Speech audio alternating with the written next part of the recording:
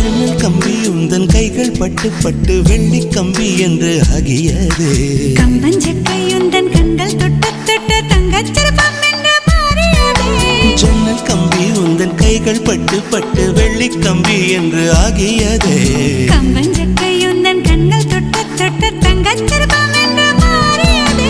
பூக்கும் புன்னகையாலே என் தோள்கள் ரெக்கைகளாக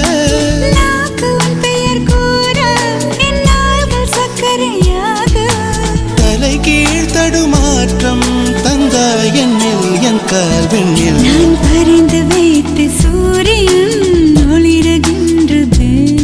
நான் நடந்து சென்ற மணல் வெளி மலருகின்றதே.